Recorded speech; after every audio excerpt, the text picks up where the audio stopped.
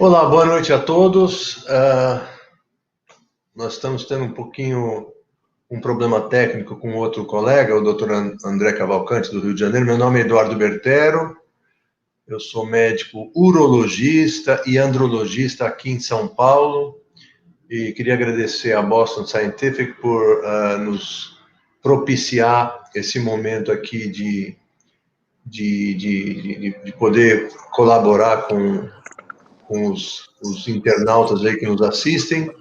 Na verdade, o nosso tema de hoje não seria uma palestra especificamente, seria mais uma questão, uma abordagem interativa, onde vocês, internautas, fariam perguntas para nós sobre qualidade de vida após cirurgia de câncer de próstata. Então, nós estamos terminando aqui o Novembro Azul, né? Hoje é o último dia, aliás, de novembro. O André, acho que já está ouvindo a gente aí. Boa noite, André.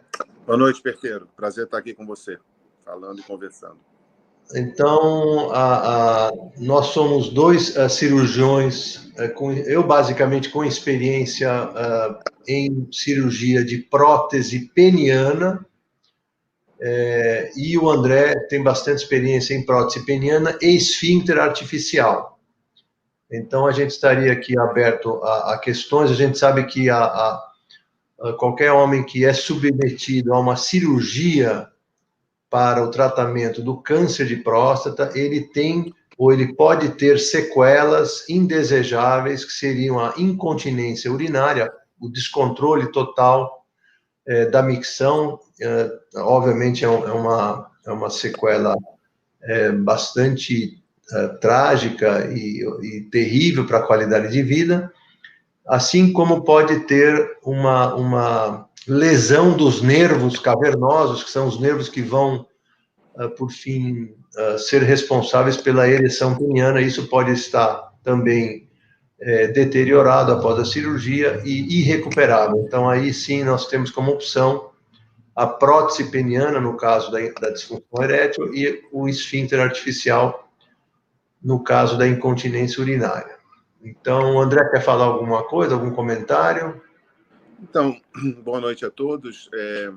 Como o Berteiro falou, a gente está chegando ao final do Novembro Azul, e é importante não só alertar sobre o câncer de próstata, a importância do check-up, a importância dos exames da próstata, mas é importante que a população masculina entenda, na verdade, que o tratamento do câncer de próstata, eu diria que não só o tratamento cirúrgico, a prostatectomia, mas o tratamento do câncer de próstata, ele pode levar a algumas sequelas, que são sequelas muito temidas, né, como o Berteiro também já falou, a incontinência urinária e a disfunção erétil, mas entender que há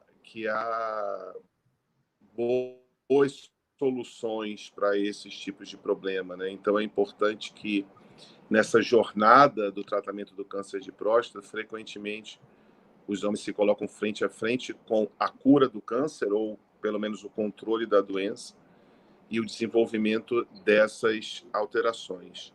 Berteiro, quando você, só para a gente começar um bate-papo, quando você, o que você espera, né, de taxa de incontinência urinária e de disfunção erétil para um homem que é submetido a uma prostatectomia radical? Como é que você espera? Como é que você esperava e como é que você espera hoje em dia, principalmente agora que a gente tem o desenvolvimento de novas tecnologias, né, e todo mundo hoje corre em busca da cirurgia robótica como a resolução dos problemas do câncer de próstata? Queria saber se você entende dessa forma, quanto você espera, você acha que essas novas tecnologias realmente resolvem, acabam o problema? Como é que você entende e vê isso nos dias de hoje, né, em 2020? Olha, André, acho que é uma excelente pergunta. Na minha opinião, eu atendo muito aqui paciente pós-prostatectomizado, e eu diria que aqui no serviço, na clínica privada, a grande maioria dos homens é submetida à prostatéia robótica, que aqui em São Paulo é uma coisa que já é bastante difundida aqui. Mas eu acho que eu responderia a sua pergunta assim: a prostatectomia robótica, só para lembrar para vocês, a robótica é porque se utiliza um robô que tem diversas pinças especiais que são introduzidas no abdômen do paciente, e o próprio cirurgião comanda essa cirurgia com as próprias mãos em um console um pouco afastado, na mesma sala, claro, mas um pouco afastado do corpo do paciente. Então, essa tecnologia traz muito detalhe, uma visão muito melhor, e eu acredito piamente que essa tecnologia vai sim, traz benefício com respeito à incontinência e à impotência sexual. No entanto, como você perguntou aí, não acaba com a sequela. Então, alguns homens, mesmo fazendo cirurgia robótica, podem apresentar, sim, problemas de incontinência e de disfunção erétil. Mas eu diria que, com o passar do tempo, os cirurgiões vão ganhando mais experiência com essa nova tecnologia e essas sequelas vão diminuindo, mas ainda existem. Não sei qual que é a tua visão aí também. Eu acho que sim. Eu acho que, na verdade, é bom ter em mente, para quem procura cirurgia robótica, que não é o robô que opera, é um cirurgião que está lá. Então, você precisa ter cirurgiões com volume em cirurgia robótica para você ter os melhores resultados, senão os resultados serão os mesmos e algumas vezes até piores do que alguns cirurgiões experientes com a cirurgia aberta. Mas eu acho que o que você falou, obviamente, com o passar do tempo, a tecnologia vem aumentando e a qualidade dos procedimentos cirúrgicos vem melhorando, certamente.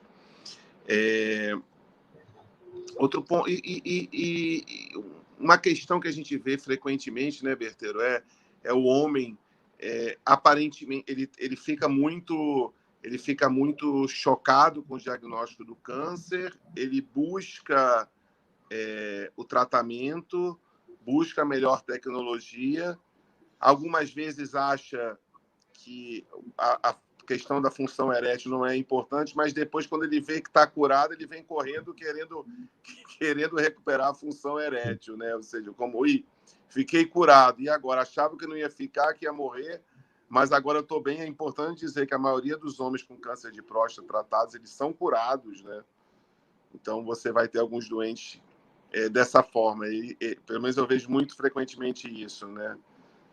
Ele esperou um tempo, viu que estava curado e depois ele quer correr atrás da recuperação da sua função sexual. É isso que você vê também, às vezes, na clínica, Berteiro? Não, com certeza. Eu acho que é o que você falou. No momento inicial, é uma pancada assim, de frente na parede, né? Quando ele tem o diagnóstico, quando ele sabe que vai ter que ser submetido a uma cirurgia, e quando nos primeiros 6 meses, o primeiro ano que ele ainda está se recuperando emocionalmente ou até a continência, lembrando que a continência pode voltar totalmente, mas pode demorar até um ano para realmente retomar totalmente, para o indivíduo ficar totalmente seco.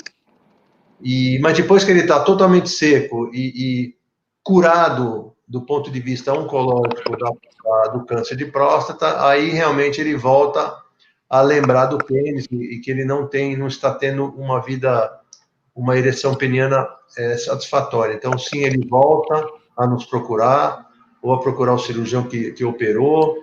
E isso é outra coisa que acontece, né, André? A gente tem muito excelente cirurgião robótico, que na hora que o paciente volta para ele para fazer o tratamento da disfunção erétil, e o médico mesmo não tem muita familiaridade ou muita intimidade nesse tipo de tratamento. Então, ele acaba até um pouco que desprezando a queixa do paciente. Não sei se você percebe isso. Então, ele acaba indo para alguns médicos que são especializados. Eu, felizmente, sou um desses, então eu acabo virando referência para tratar o paciente com disfunção erétil pós uma cirurgia para cura do câncer. Absolutamente. E eu diria mais, eu acho que a gente ainda tem aí uma gama, um número grande de pacientes operados há 5 a 10 anos atrás, que ainda não buscaram um tratamento adequado, muitas vezes por falta de informação. O médico mesmo não...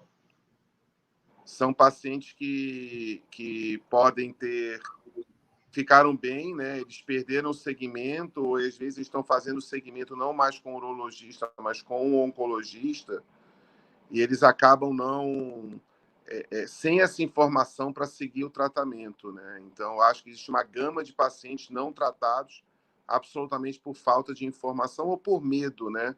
Às vezes por medo de buscar uma pergunta da possibilidade de cura e não conseguir, né? Então, acho que tentar atingir essa população é um desafio que a gente tem muito interessante, né? Fazer emergir esse grupo de pacientes que está sem tratamento adequado, eu acho que é uma missão de quem trabalha na área da cirurgia prostética.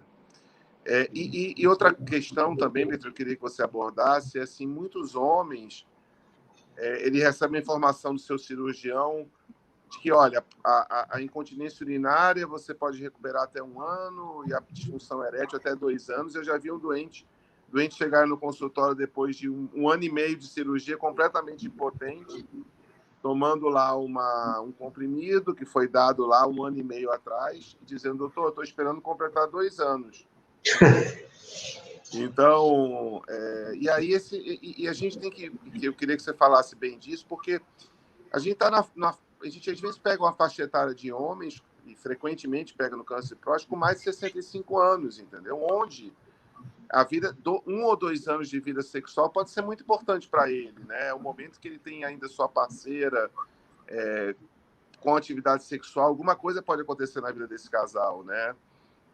Então, eu acho que perder tempo na recuperação é uma falha, né? Então, apesar da gente ter esses marcos, eu vou dizer para mim porque eu acho da incontinência urinária. Eu queria que você desse sua opinião em relação à disfunção erétil. Eu acho que o paciente, se a gente olha com um paciente que já está aí com alguns meses de cirurgia e completamente incontinente, com mais de 6 meses de cirurgia e completamente incontinente, que ele já tentou fazer terapias medicamentosas ou com a fisioterapia e não conseguiram, não obteve tratamento, e que a gente não está vendo uma evolução positiva, a gente deve buscar e já começar a planejar o tratamento desse homem, não esperar 1 ano ou 2 anos para o tratamento. Essa é a minha opinião em relação à incontinência urinária. Eu queria que você desse a sua opinião em relação à questão da cirurgia, da disfunção erétil. Quanto tempo esse homem deve esperar? Existe esse marco de 2 anos, ou um homem que você vê que não vai ter recuperação, que depois de 1 ano ele está completamente impotente, está angustiado com isso? Ele precisa esperar, Berteiro? Fala um pouquinho sobre isso para a gente. Eu acho que também é um tema bem importante, André, mas eu queria primeiro esclarecer para quem está nos assistindo que esse aspecto de aguardar um pouco faz sentido quando o cirurgião faz uma técnica, ou usa uma técnica para preservar os nervos cavernosos. Então, se ele preservou os nervos, ele tem certeza que preservou os nervos, o que pode acontecer é, em um período de 6 meses, aproximadamente, esses nervos ficam adormecidos. Eles não foram danificados, mas eles ficam adormecidos. Então, depois de 5, 6 meses, voltam a funcionar e o paciente volta a ter uma ereção natural. Então, o que eu tenho feito? Primeiro, é importante saber como era a vida sexual e como era a função erétil, como era a ereção desse homem antes da cirurgia, tá? Então, se era um paciente que já tinha uma dificuldade de ereção, que já precisava, por exemplo, usar o Viagra de 100 miligramas ou usar o Cialis de 20 miligramas, e mesmo assim a ereção já não era satisfatória, se é um paciente que tem fatores de risco para ter problemas de ereção, como diabetes, como obesidade, como doença cardiovascular, hipertensão. Então, esse paciente, a gente sabe que provavelmente ele não vai voltar a ter uma ereção boa, e eu não vou esperar 2 anos de jeito nenhum, tá? Outro truque que eu uso, o paciente operou com um grande cirurgião robótico, eu até falo com ele, ele me dá certeza que preservou o feixe, mas esse paciente volta comigo e ele, depois de 6 meses, 7 meses, ele fala assim, eu não tenho nada de ereção, eu não tenho nem tumescência peniana, ou seja, o pênis não fica nem gordinho. Ele acorda de manhã, não tem ereção matinal, nem um dia, nunca mais teve ereção matinal.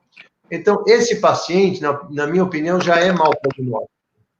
Então, eu não vejo porquê. Eu acho que no máximo um ano, você já pode optar por colocar uma prótese, que esse paciente vai, como você falou bem, ele já fica 1 ano sem relação sexual, ou ele vai ficar sofrendo, vai ficar angustiado, a qualidade de vida vai cair, ele vai afastar a intimidade do casal. Então, não tem porquê esse sofrimento, já que nós temos excelentes opções cirúrgicas, aí, como é a prótese aqui da Boston Scientific. Então, eu diria para você que a resposta é essa. Eu acho que nunca esperei 2 anos. O que acontece é que, como eu mencionei antes, o cirurgião que operou às vezes o cirurgião é até vaidoso demais, ele não quer assim, olha, você não vai voltar a ter ereção como antes. Então, ele fica protelando, fica dando comprimido, e o comprimido não funciona, então, ou ele não sabe colocar a prótese, acaba, em vez de indicar um colega que coloca a prótese, então eu percebo muito isso, mas eu acho que não deve demorar mais do que um ano, não. Eu acho que a sua opinião deve ser concordante com a minha.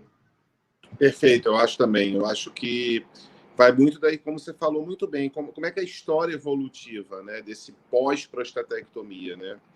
Então, é extremamente importante a gente entender esse paciente, né?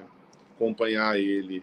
Ele já tem uma disfunção erétil, ele precisou, às vezes, fazer uma radioterapia após a cirurgia. Aí a gente absolutamente já sabe que a chance de comprometimento da função erétil é muito intensa. E aí esse paciente a gente já pode certamente ir planejando algum tipo de tratamento mais definitivo. Eu absolutamente concordo com você. Uma coisa que é interessante a gente discutir, Berteiro, também é a questão da reabilitação pós-prostatectomia, tá? Eu acho que isso é uma coisa que... o que você faz, né, para esse tipo de paciente em relação à recuperação da função renal? Eu sempre falo para o paciente que manter o pênis em movimento, em ação, com enchimento, com circulação de sangue, por uma série de motivos, é extremamente importante para a manutenção, para a recuperação da função sexual, e, inclusive, facilitará, mesmo que você necessite chegar a um tratamento mais de fim de linha, né, de terceira fase, como é o implante da prótese, esse implante da prótese vai ser melhor. Se você utilizou medicação, se você utilizou bomba a vácuo, se você utilizou medicações injetáveis para poder manter essa ereção de alguma forma o mais precocemente possível. Como é que você entende isso? Como é que você acha interessante a reabilitação? Você usa nos seus pacientes? O que você recomendaria? Porque muitas vezes a gente vê o paciente chegar, mesmo tardiamente, tomando um comprimido, geralmente é o Cialis, né, a tadalafila de 5 miligramas, e considerar que ele está fazendo a reabilitação tomando esse comprimido. Como é que você entende isso, Berteiro? Olha, então, como eu mencionei, eu acho que o aspecto aí da reabilitação é um conceito um pouco mais novo, justamente nesses pacientes que foram operados e foi preservado o feixe neurovascular, né? Foram preservados os nervos cavernosos. Então, nesses casos, e no caso do paciente também ser mais jovem, tipo de 50 a 55 anos, eu acho bem importante essa reabilitação peniana. O que eu faço? Então, quando eu tenho, o paciente opera, ou é um paciente meu, eu não faço robótica, que foi operar robótica com um colega meu e ele volta para mim, eu faço uma tríade. Eu peço para ele usar, seja tadalafila diário, ou seja o Viagra ou Cialis na demanda, pelo menos 3 vezes por semana, para tomar à noite, mesmo que ele não vá para um evento sexual, pelo menos para ele tomar à noite, para o pênis começar a, como você falou aí, começar a funcionar. Isso é uma coisa. A outra coisa é bomba de vácuo. Bomba de vácuo é uma coisa que tem muito aí na internet, você pode colocar bomba de vácuo peniano, bomba peniana. É um aparelho muito simples que vai fazer, é um cilindro de acrílico que ele encosta no pubis do homem e ele faz um vácuo de tal maneira que ele traz sangue para dentro do pênis por uma pressão negativa. Então, isso vai fazer com que o músculo peniano tenha uma certa dilatação, mesmo que seja forçosa, né? Uma dilatação um pouco forçosa, mas isso é um exercício. Eu peço para o paciente fazer isso 10 minutos por dia. Não dói e é uma fisioterapia. E a terceira coisa que muitos pacientes também acabam aderindo é a injeção peniana. A injeção peniana, embora a ideia seja muito ruim, mas o fato é bem simples. Eu ensino o paciente a fazer uma injeção no pênis, é uma injeção que dilata a musculatura e dilata os vasos sanguíneos do pênis, então o indivíduo vai conseguir ter uma ereção quimicamente induzida e ele vai conseguir ter uma relação sexual, tá? Então, eu peço para ele fazer isso por alguns meses.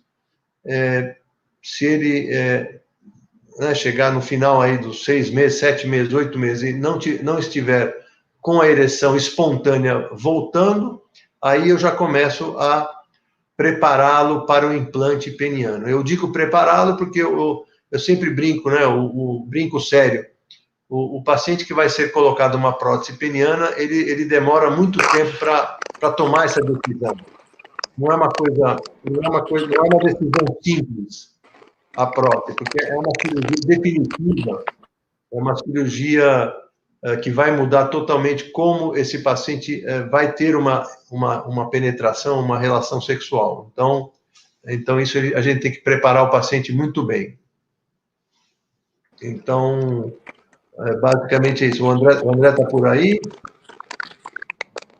Ele está com algum problema de conexão? Voltou. Eu estava ouvindo, Berteiro. Está me ouvindo bem? Estou ouvindo bem agora. Você deu uma sumidinha, mas voltou. Estou ouvindo. Então, beleza. Só para a gente dar continuidade, então, eu acho que a gente podia falar um pouco sobre as técnicas de tratamento, né? Então, a gente está estabelecido que esse paciente, ele precisa, que é submetido à prostatectomia, ele precisa ter consciência das chances que ele tem de desenvolver disfunção erétil e desenvolver incontinência urinária. É extremamente importante que o cirurgião que faça seu tratamento, que planeje seu tratamento, ele explique a esse paciente que riscos ele tem, porque isso faz parte da satisfação desse paciente de entender os riscos da cirurgia e entender que há tratamento e há cura e há possibilidade de cura para isso. A gente também já pontuou que esse paciente ele precisa ser submetido a algum tipo de reabilitação, tanto da questão da função erétil como da questão da incontinência, através de tudo que o Berteiro já falou. E agora esse paciente está com um problema, né, Berteiro? Vamos lá. Esse paciente ele chega, então, no seu consultório e diz assim, doutor, eu estou com uma disfunção erétil grave, já tomei o meu Cialis ou minha tadalafila diária, já tentei tomar medicação oral também, que a gente chama sob demanda, né, no momento da atividade sexual, tentei mais de um tipo de medicação, e agora, tem 1 ano já, minha parceira, ela é uma parceira que é colaborativa comigo, mas está sendo importante para a gente o retorno da nossa atividade. Vamos dizer que eu estou lidando aí com um homem de 60 anos, com a parceira aí dos seus 55, 56, 57 anos. E aí ele chega no consultório e diz assim, doutor, o que a gente vai fazer agora? Como é que você conversa com esse paciente? O que existe para oferecer para ele, na sua opinião? André, eu acho que eu queria até antes disso comentar aqui com os internautas que nós estamos falando de câncer de próstata. Então, eu acho que a primeira coisa é o tratamento do câncer, é o tratamento oncológico. Então, eu vou falar isso porque eu tive um caso aqui que me deixou bastante surpreso e eu diria até decepcionado. Foi um paciente que, mais ou menos dessa faixa etária, 50 e poucos anos, que eu dei o diagnóstico de câncer de próstata, e eu falei para ele, olha, você vai ter que se submeter a uma cirurgia radical de próstata, vai ter que tirar a próstata, tirar as vesículas seminais, né? E eu expliquei para ele, olha, você tem uma chance moderada de ficar com problema de ereção, uma pequena chance de ter incontinência urinária, mas você tem um câncer, você precisa tratar o câncer, porque senão era um Gleason 7, se não me engano, ou seja, era um tumor já de risco de progressão intermediária, e ele era uma pessoa bastante esclarecida, mas ele chegou para mim e falou, eu não vou fazer a cirurgia, porque eu não quero correr esse risco, eu tenho uma vida sexual muito boa, eu não me vejo com fralda e impotente. E eu expliquei para ele, mas a chance não é 100%, e você tem um câncer. E ele veio aqui, voltou com a esposa, e na frente da esposa ele recusou a fazer tratamento, entendeu? Então não era nem questão do médico. Até falei para ele, se você quiser mudar de médico, por favor. Mas ele se recusou. Eu até tenho medo que ele volte aí com o PSA estourado. Então, só para lembrar que nós estamos falando de câncer, que o câncer de próstata, ele é um câncer, sim, mais lento e raramente agressivo, mas quando ele não é tratado, ele pode, sim, depois de muitos anos ou de alguns anos, evoluir, progredir, espalhar pelo corpo e levar o paciente ao óbito. Então, é isso que nós estamos falando. Agora, voltando à pergunta do André, sobre como eu manuseio, como eu faço a intervenção no casal, no caso, para a colocação da prótese peniana, eu converso bastante, André, eu converso muito, eu acho que, como eu já disse aqui, é uma decisão bastante importante na vida do homem e também do casal, porque a prótese é uma cirurgia definitiva. Eu explico muito bem como que vai funcionar, eu mostro fotografia de pênis com a prótese.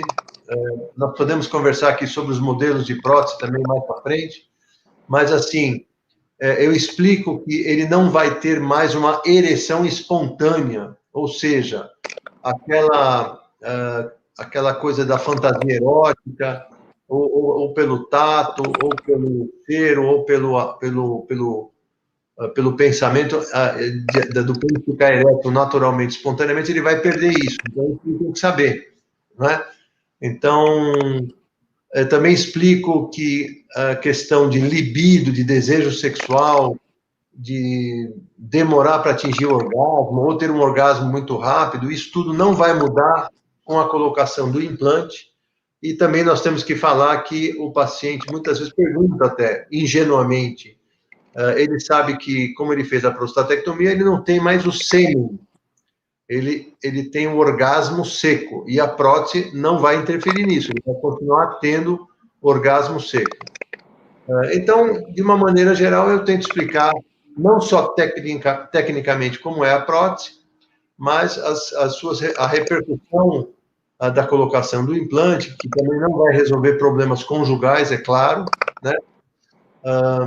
E eu uso uma frase que eu acho bem motivante, André, com o paciente, não só após prostatectomia radical, mas qualquer homem que tem disfunção erétil, e pode ser um pouco, talvez até um pouco machista a minha frase, mas eu uso uma terminologia assim, o homem, uma coisa é o homem não poder ter relação sexual, outra coisa é ele não querer ter uma relação sexual.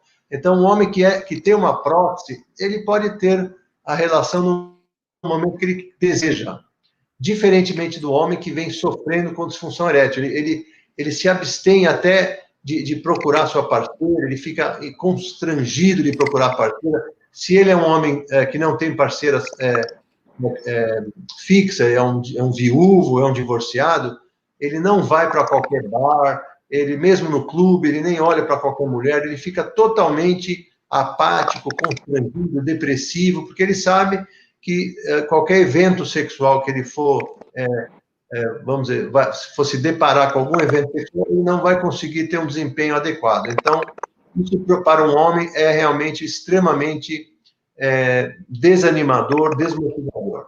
Então, eu acho que o nosso papel é explicar para ele como que é a prótese, não só a parte técnica, mas toda a parte envolvida emocionalmente. Em alguns casos, eu até encaminho esse paciente para algum terapeuta sexual, para algum psicólogo, para falar para ele quais são as diferenças. Eu tenho até agora um terapeuta sexual bem interessante aqui em São Paulo, obviamente é um paciente, é um homem, um psicólogo que foi submetido à prostatectomia e tem uma prótese peniana. Então, eu acho um profissional de saúde que pode ajudar muito em termos da opção de colocar a prótese. Eu acho que a gente tem altas taxas de satisfação com implantes de prótese, né? Então, a própria literatura mostra isso, a literatura médica. Mas é muito importante a gente ajustar a expectativa do paciente com esse tratamento, entendendo que a prótese seria o tratamento final, né, para a disfunção erétil, depois das falhas dos tratamentos medicamentosos orais e mesmo a terapia injetável. Mas é muito importante que o homem entenda detalhadamente o implante da prótese para poder atender as expectativas em relação a comprimento do pênis, em relação a toda essa questão funcional que o Berteiro já colocou muito bem. Então, adequar expectativas é o segredo do sucesso para o implante da prótese, né? Outra coisa importante é entender um pouco os tipos de prótese peniana, né, Berteiro? Antes a gente discutir um pouco incontinência urinária também. Existem as próteses infláveis, existem as próteses semirrígidas ou maleáveis. Entre as infláveis existem as próteses de 2 volumes, as próteses de 3 volumes. Eu queria aproveitar a sua experiência e falar um pouco na escolha e nas opções que são dadas. Obviamente existe uma questão de custo, uma questão do acesso aos diferentes tratamentos, mas eu queria que você falasse um pouco sobre isso, tá? E usasse uma coisa que eu acho extremamente importante para poder entender, que é a questão da rigidez e da ocultabilidade, tá? Ou seja, a capacidade que tem esse implante de dar uma rigidez adequada, e a gente fala muito da rigidez axial, né, que é a rigidez da penetração, né, e a possibilidade também da ocultabilidade, que é o paciente, no seu dia a dia, uma pessoa externa não notar que ele tem uma prótese quando ele está exercendo sua atividade de trabalho, ele está no transporte, ele está junto com a sua família. Então, fala das diferenças das próteses em relação à ocultabilidade versus rigidez e como é que é isso daí para o paciente, né? Como é que a gente oferece isso? Como é que é o acesso do paciente a esses tipos de implante? Bem, eu acho que hoje em dia as coisas mudaram, né, André? Então eu acho que muito paciente que chega aqui, às vezes ele chega aqui e fala, doutor, eu quero colocar uma prótese. E aí, muitas vezes ele já sabe da prótese, né? Porque hoje em dia com YouTube, com Google, com sei lá, Facebook, então tem muita informação, obviamente que é informação um pouco jogada, sem o consenso aí, sem o auxílio do profissional de saúde, mas de qualquer maneira o paciente já conhece. Mas resumidamente nós temos, como o André já falou, prótese semirrígida ou maleável, que consiste de uma haste de fio de aço inoxidável ou fio de prata no interior, circundado por uma camada de silicone. Ela é dobrável, mas fica sempre duro, é sempre aos pares, porque nós temos 2 canais cavernosos, né, 2 corpos cavernosos, então sempre aos pares. E a prótese semirrígida ou maleável, ela é aprovada e está no rol da ANS, que é a Agência Nacional de Saúde Suplementar, ou seja, os convênios médicos são obrigados a contemplar o paciente que tem disfunção erétil e deseja uma prótese. Então, o custo, como o André falou, para a prótese semirrígida é bastante baixo, já que está incluído no plano de saúde. Eu diria que o grande problema da prótese semirrígida é a ocultabilidade, como também já foi mencionado pelo André.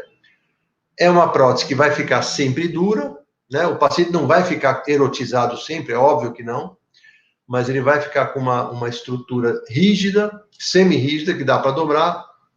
Mas, por exemplo, esse indivíduo não vai poder usar uma sunga na praia, ele não vai poder tomar um banho lá no vestiário do clube ou da academia, na frente de outros companheiros. Então, isso não poderá acontecer. Então, outra coisa que eu já vi paciente relatando para mim é que a paciente tem netos, às vezes os netos sobem no colo, então isso pode causar algum constrangimento. Um paciente, inclusive, falou que quando um neto vem no colo, ele coloca uma almofada para tentar ocultar essa prótese semirrígida. Com relação à vida sexual desse homem com prótese semirrígida, é uma vida sexual muito boa e muito satisfatória. A gente coloca bastante prótese semirrígida, porque no serviço público é autorizado, lá no Hospital do Servidor, aqui em São Paulo, onde eu trabalho, nós temos lá uma prótese semirrígida, e o nível de satisfação é muito bom. Eu acho que eu não posso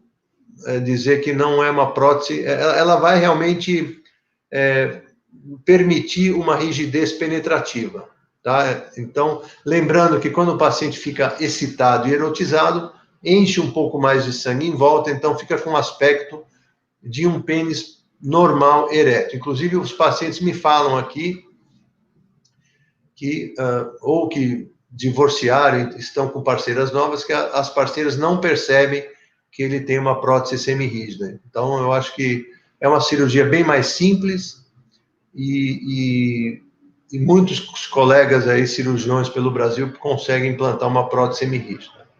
A prótese inflável já é um mecanismo bem mais sofisticado, é uma prótese que tem, são 3 componentes, existe a de 2 componentes e a de 3 componentes. Na verdade, eu sou fã da prótese de 3 componentes.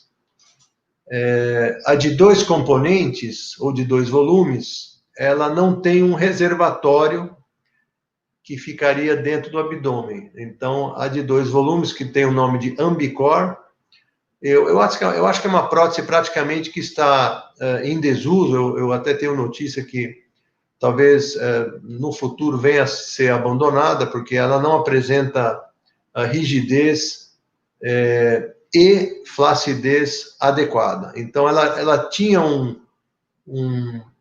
um pouco de motivação lá no passado, porque ela tinha um preço um pouco menor do que a prótese de 3 volumes. Mas a prótese de 3 volumes é a melhor que tem.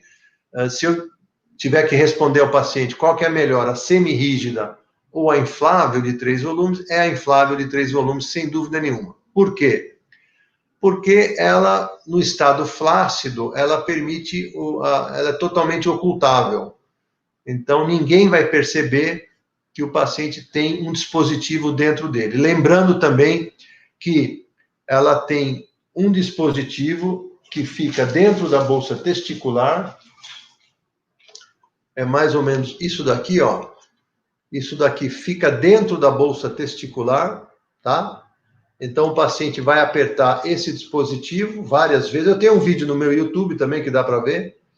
Você vai apertar isso várias vezes e ele vai transportar o líquido para dentro do corpo cavernoso. Então, o pênis vai ficar ereto, ele vai namorar, vai ter uma relação sexual satisfatória, ele vai apertar um botãozinho dentro da bolsa testicular, aqui nessa porção, e vai esvaziar o corpo cavernoso, o pênis volta ao estado flácido. Então, isso, obviamente que exige um treinamento, exige uma destreza manual, Então, pacientes mais idosos, que tenham algum problema na destreza manual, eu não recomendaria a prótese inflável. Ou pacientes muito obesos, que teriam alguma dificuldade em atingir a bolsa testicular, também eu não indicaria essa prótese inflável. Mas, de uma maneira geral, os resultados são animadores, são muito bons. Eu tenho vários... Bem, eu implanto prótese há mais de 25 anos, tenho pacientes que viraram meus amigos, que são muito gratos, que retornaram à vida sexual, e é uma coisa que eu brinco com esses pacientes quando eles vêm aqui fazer exame de rotina, e eu brinco com eles, eu falo assim, eu tenho inveja de vocês, porque vocês nunca vão falhar, nunca falham. E é uma verdade, né, André? O paciente que tem uma prótese, ele nunca vai falhar. Ele, no caso da inflável, ele vai só bombear, e ele vai ter uma ereção totalmente rígida. Lembrando também o que o André perguntou, a prótese inflável, além de ser ocultável, ela tem uma rigidez penetrativa muito boa e idêntico a um pênis rígido, normal e sem prótese. Então, eu acho que é mais ou menos por aí. Tem as consequências, as complicações, a gente pode comentar também adiante, mas eu acho que a diferença das duas próteses é basicamente essa. Muito bom, muito Ó, bom. tem uma pergunta aqui, você viu, André? Não, lê aí para Então, gente. uma pessoa está perguntando: boa noite, meu pai tem diabetes e o médico indicou a prótese. Ele pode colocar? Então, o nome do nosso. Muito obrigado pela pergunta, é o Luiz que perguntou. O diabetes, na verdade, não é uma contraindicação para a prótese. E para dizer com certeza, a gente coloca muita prótese no próprio diabetes, porque o diabetes é a pior doença para a ereção peniana. Então, eu recomendaria sim que o seu pai, se ele estiver com disfunção erétil severa, não respondeu a nenhum outro medicamento, nem a comprimido, ou a outra opção, se ele já tentou alguma outra opção, como, por exemplo, a injeção peniana, ele sim é um grande candidato ao implante de prótese, e o único cuidado, obviamente, é com o nível do diabetes dele, né? Nós temos o exame de glicemia, da hemoglobina glicada, embora isso não seja impeditivo da colocação da prótese, mas tenho certeza que ele vai se beneficiar. E também lembrando que o homem diabético pode apresentar uma das complicações mais temíveis, que é a infecção. Embora é uma complicação rara, ela é um pouco maior no diabético. Não é isso, André? Tem alguma coisa a acrescentar? Não, eu acho que é como você falou, a gente acaba colocando muita prótese no paciente diabético, porque a disfunção erétil é uma das complicações na evolução da doença, obviamente. O mais importante é que esse paciente esteja o melhor compensado da sua diabetes no momento do implante. A gente utiliza alguns níveis de hemoglobina glicada que parecem ser ideais, mas isso é um assunto um pouco controverso. O que a gente aconselha é que esse paciente esteja o mais equilibrado possível. Então, acho que a mensagem que fica para essa pergunta é: sim, a prótese pode ser implantada, ela há um risco de complicações talvez um pouco superior no paciente diabético, ele tem que ser bem preparado para um implante e certamente será satisfatório o resultado, estando ele bem preparado. Ô, André, você não quer falar um pouco sobre o esfíncter? O que é o esfíncter? Sim. Como funciona a cirurgia? Quando que você indicaria? Vamos lá. Eu acho ótimo. Eu acho que a gente já desenvolveu bastante no campo da disfunção erétil. Então, vamos lá. A incontinência urinária é talvez uma das complicações que traga mais impacto negativo na qualidade de vida do paciente pós-prostatectomia. Talvez até inicialmente um impacto de vida maior, sobre a qualidade de vida maior do que a disfunção erétil. E frequentemente a gente vai ter o paciente com incontinência urinária e disfunção erétil que vai necessitar do tratamento das duas complicações. Esse paciente ele atravessa mais ou menos o mesmo período de recuperação da função sexual com a incontinência urinária, e o tratamento inicial será o uso de tratamento medicamentoso e também da fisioterapia pélvica. Então, esses pacientes, a primeira linha de cuidado para eles será tratamento medicamentoso, terapia comportamental e fisioterapia pélvica. Mas, da mesma forma que o paciente da disfunção erétil, vai chegar um determinado momento em que esse paciente vai ter uma incontinência urinária estabelecida, tá? E que, se essa incontinência, o que se reflete é o uso de absorvente de fraldas, os pacientes chegam a utilizar um grande número de absorventes ou mesmo de fraldas, ou você pode ter também um grande impacto na qualidade de vida num homem que seja pleno de atividade física e perca pouco também. Então, qualquer perda pode levar a um impacto negativo da qualidade de vida, inclusive perdas que ocorrem, por exemplo, na atividade sexual, que também causam um desconforto muito grande para esses homens. Tá? Então, quando esse paciente chega a uma incontinência urinária estável, estabelecida, geralmente aí após um ano de cirurgia, apesar da gente poder ver uma melhora, e de novo, é a mesma discussão da função erétil. Se a gente não está vendo melhora a partir de um determinado período da recuperação, a gente não tem por que manter esse paciente, por exemplo, severamente incontinente e não tratá-lo. Então, isso, ao meu ver, é errado. A gente tem que buscar tratamento. E no momento que a gente busca tratamento, o tratamento será cirúrgico, tá? E a gente tem hoje tratamentos bastante eficazes para incontinência urinária. A gente pode utilizar nesse homem uma cirurgia utilizando o sling. Então, o sling é uma tela de material inabsorvível que é colocado através de uma incisão no períneo, embaixo da uretra, causando um deslocamento da uretra. Então, o sling ele causa um reposicionamento da uretra e uma certa compressão dessa uretra, fechando ela, evitando que esse paciente tenha perda.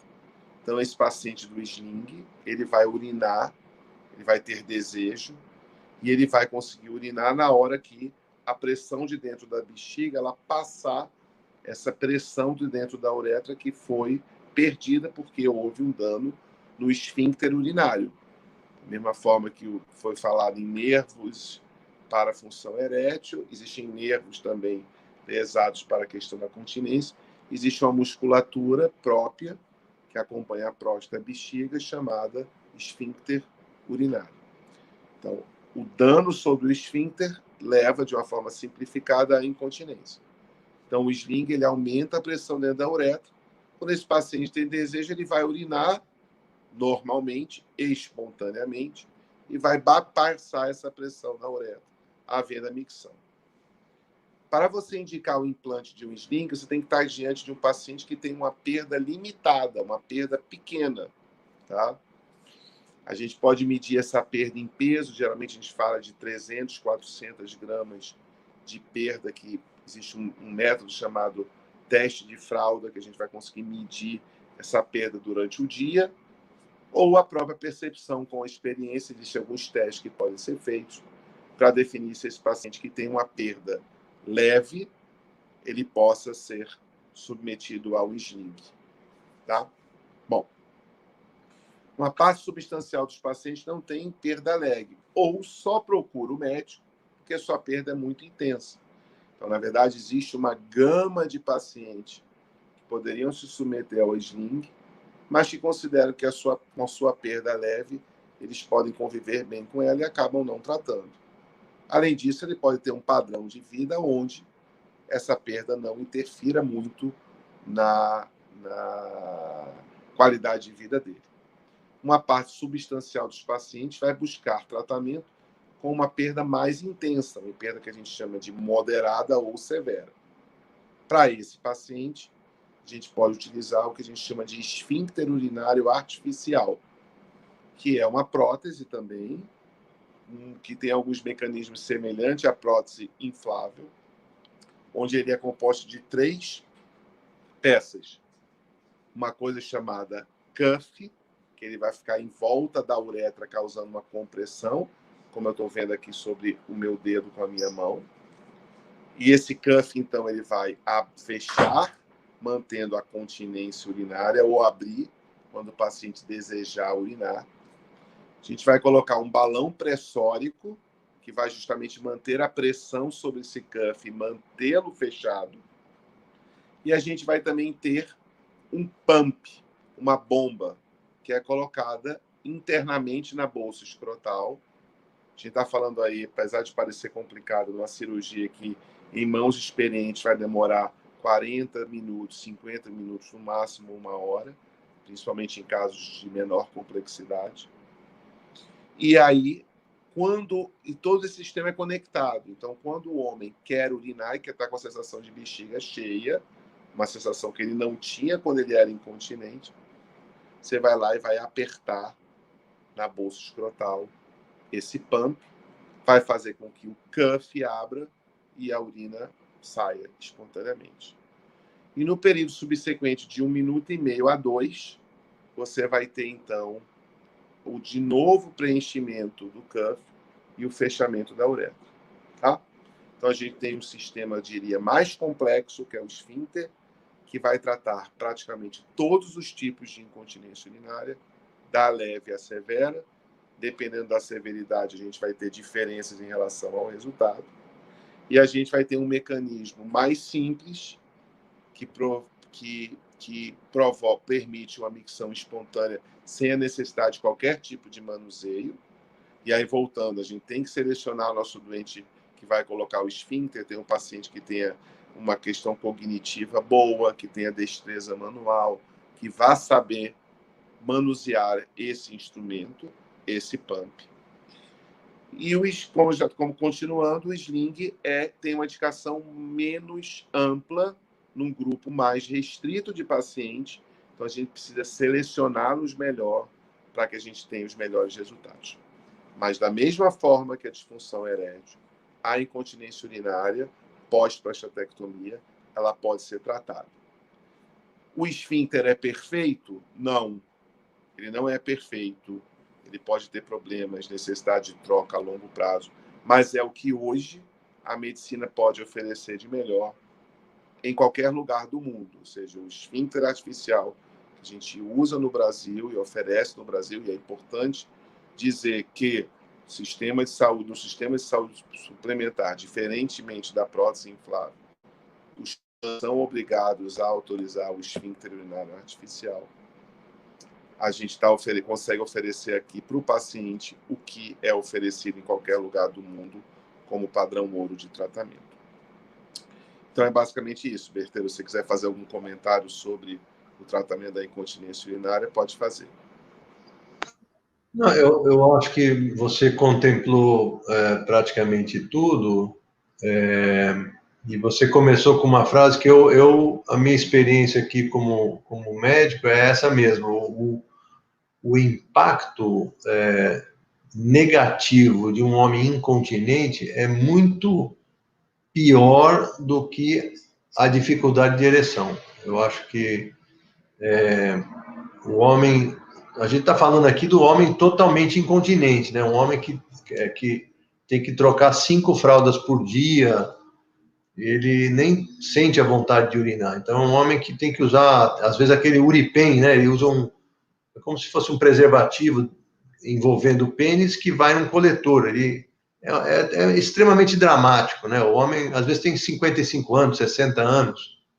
Então, é um drama social muito grande a incontinência total. Então, o esfíncter artificial, que já está aqui no mercado há muitos anos, há algumas décadas, né, André?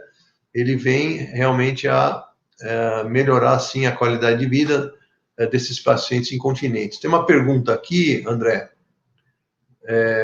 Meu avô realizou a remoção da próstata e ficou com incontinência severa.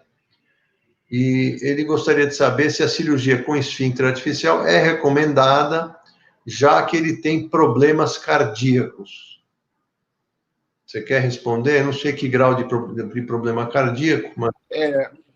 Então, eu acho que, veja bem, a cirurgia do implante do esfíncter, como também a cirurgia do implante da prótese, é uma cirurgia que a gente considera de baixo risco, tá? É uma cirurgia que ela não é longa, que a gente consegue fazer, não é necessário anestesia geral no paciente, na grande maioria das vezes, a não ser que haja uma indicação formal do ponto de vista do anestesista, tá? Não há perda sanguínea para ter um impacto no paciente. Então, a gente está lidando aqui em matéria de problema cardíaco apenas realmente se for uma cardiopatia que impeça o tratamento cirúrgico, seja uma contraindicação absoluta de uma cirurgia eletiva. Não sendo assim, não vejo problema nenhum em você indicar o implante de esfíncter artificial no paciente com algum tipo de problema cardíaco. O mais importante é ver se esse homem, dependendo da idade, ele tem uma questão de destreza manual adequada, se ele tem uma questão cognitiva, a gente avaliar se não é um paciente que não tem o início de um quadro demencial, por exemplo, e que posteriormente a gente vai ter muita dificuldade de manipular, tá? Sabendo que há homens que a gente pode, no momento que a gente quiser, desativar o esfíncter e voltar à incontinência, tá? Então, a gente vai poder, em algum momento, caso com o envelhecimento desse homem, que haja dificuldade na manipulação por parte dele ou dos familiares do esfíncter, a gente transformar de novo o paciente num paciente incontinente e ele voltar ao uso de fralda. Então, o mais importante é que ele entenda o que é o esfíncter, vá ao médico, o médico mostre o esfíncter, mostre como será o seu uso, para ver se ele realmente tem condições de se adaptar à sua manipulação. Deixa eu só fazer um comentário, um adendo. Eu acho que, eu não sei se você falou, mas como a gente mencionou que a prótese inflável não é coberta pelo plano de saúde, o esfíncter hoje é coberto pelo plano de saúde, não é isso, André? Isso. Eu acho que eu falei um pouco. Mas, assim, existe, o esfíncter está dentro do rol de procedimentos da Agência Nacional de Saúde Suplementar. Então, ela é coberta pelos planos de saúde, tá? Existem algumas regras, alguns pré-requisitos. condições que são preenchidas, na verdade, pela grande maioria dos pacientes que vão colocar esfíncter, tá? Então, é importante isso, que, independente do tipo de plano de saúde que pague, todos os planos de saúde que são submetidos à Agência Nacional de Saúde Suplementar, eles são obrigados a fazer a cobertura do esfíncter, coisa que foi uma conquista que se teve, que a Sociedade Brasileira de Urologia participou disso já há alguns anos atrás, mas que era diferente quando a gente começou a colocar o esfíncter já um tempinho atrás. Então, é importante ter isso em mente. É um direito de quem é portador de um plano de saúde que seja autorizado, e vai também para os slings, tá? Os slings também podem ser autorizados pelos planos de saúde. Dentro do SUS, a gente tem mais dificuldade, mas há centros que colocam o esfíncter artificial numa frequência certamente menor do que a gente implanta nos pacientes que possuem algum tipo de plano de saúde, mas que é possível encontrar alguns centros que coloquem esfíncter artificial e coloquem o sling também. Bem, nós estamos chegando ao final aqui dessa live. Eu queria agradecer mais uma vez a Boston, agradecer ao André por participar mais uma vez um debate com ele. Eu acho que a minha mensagem aqui para vocês, internautas, vocês conhecem algum homem com problemas de ereção, lembrá-los de que existe tratamento, existe várias formas de terapia. Aí a prótese é uma forma de terapia, embora, eu sempre falo assim, embora seja a última opção, não é a pior opção. Então, a prótese consegue devolver a satisfação, a qualidade de vida, a autoestima vai subir, a segurança desse paciente. Então, eu recomendo fortemente que ele procure um médico especializado aí em implante de prótese peniana. E se o André quiser também finalizar, boa noite a todos. Muito obrigado. Eu acho que a mensagem é uma só, né? A mensagem é: procurem tratamento. O tratamento está aí, o tratamento é disponível. Procurem médicos que tenham experiência. A grande maioria das cidades no Brasil, principalmente as capitais, há médicos que implantam esfíncteres artificiais, que implantam próteses. Então, busque essa informação junto ao seu médico. Não fique incontinente em casa, não fique impotente em casa, não fique não mantenha sua depressão caso se você tenha de um quadro depressivo por causa dessas complicações. Busque tratamento, busque a ajuda da sua família na busca de informação. A informação está aí, e isso que vai ser o mais importante para o tratamento, para o paciente na sua busca da melhora de qualidade de vida. Mais uma vez, agradecer a Boston, agradecer também participar de mais um evento junto com o Berteiro.